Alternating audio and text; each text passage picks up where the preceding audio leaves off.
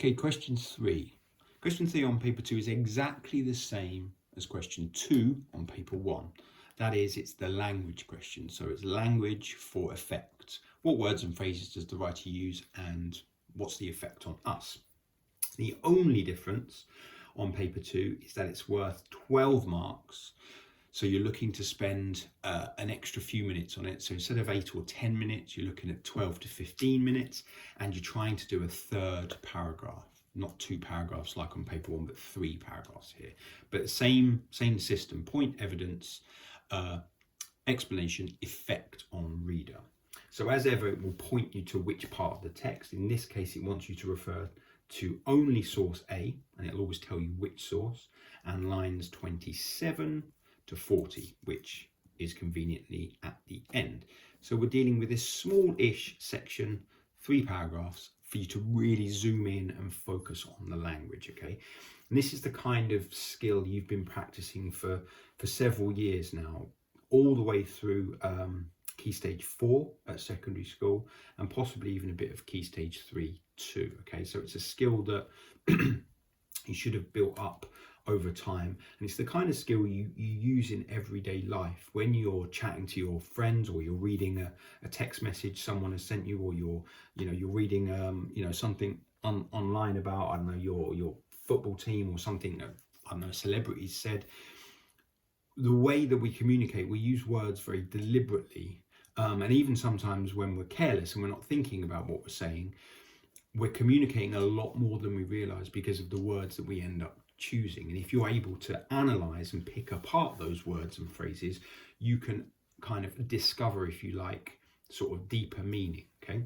But as it pertains to the exam, authors are using words and phrases in a very deliberate way to communicate their viewpoint, which is what paper 2 is all about, okay? So the question here, and they always begin the same, is how does the writer use language? They'll always say that.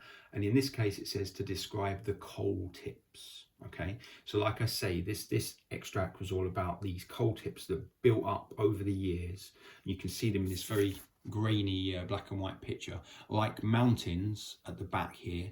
And you've got this, what seem like tiny little rows of houses. So tiny in comparison to these mountains. And these mountains, they're not rock and solid and won't move, but they're a build-up of waste from coal mining. So lots of like little chunks of debris and dust and that kind of stuff. And over the years, with the rain and the wind, they became they were kind of slowly moving towards the town until there was like an avalanche type thing that happened, and it all came crashing down. So that's what we're focused on, language to describe them. Now, I've not read this text to you, so you don't know exactly how they're described, but the fact that I've already told you that they come crashing down and kill lots of children who were at school that day, you can already guess, or you should be guessing, that the language used to describe them is going to be quite negative, quite tragic, because that's the event that took place. So again, if you're thinking smartly about texts, if you were trying to explain, I don't know, something that happened to you that was really exciting and really, one of the best times of your life, you're going to be using language that communicates excitement and joy and, that kind of stuff. Equally, if you're describing a sad event, you're going to use language that, is linked to sadness, right? So language really isn't complicated. It's just about matching what you're trying to say with the words that communicate it, okay? So you would skim and scan, because you've read this at this point in the exam, skim and scan that part of the text again, and you'd be looking for anything connected to the coal tips that communicates something, that you can understand, and hopefully that is strong and powerful, okay? So if we have a quick look at this paragraph here, it says, on the mountain above Aberfan, there were 7 such tips. So already we know we're in the right neck of the woods because tips are mentioned, okay? The evening sun sank early behind them. To some of the younger generation, they had always been there, as though dumped by the hand of God. So that's interesting. Bringing God and religion into things kind of suggests the sheer size of the things, and the fact that they've always existed. For some young people, they've only ever been there. They've not built up over time. They've been there.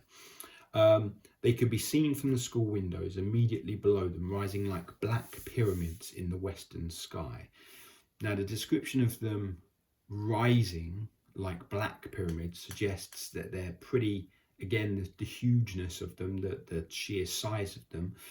That adjective black to describe them, obviously that's to do with the fact that we know coal is black and, you know, dirt is black and dark, but also the deeper meanings. Black tends to have kind of negative connotations. You talk about an accident black spot, where accidents happen, right? It's used in a way that its opposite, white, tends to indicate things that are bright and light and upbeat, and that's language use that's been around for centuries.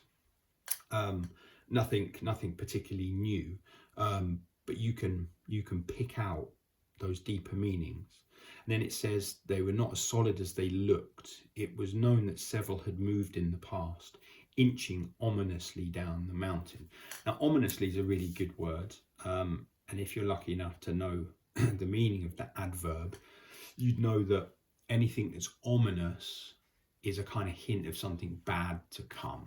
So you can see what the author's doing. The author is obviously writing about this event after it's happened, and so the language is building us up to the terrible disaster that happens. Okay, if it's a lovely bright sunny day and you're, I don't know, you're chilling on the beach with your family, and then this black cloud comes across the sky, you might say that, you know, that cloud looks ominous because it suggests it's about to pour down with rain, in which case you're gonna have to get dressed and leg it off the beach before you get soaking wet, right? So don't worry if you don't understand every single word. Just find a quote that you can deal with that tells us something about these cult tips. Okay, so 3 paragraphs: point, evidence, explanation, zoom in on a keyword, an adverb, an adjective, whatever it might be, and then the effect on the reader. This makes it clear to the reader that these cult tips are a disaster waiting to happen, that kind of thing. Okay.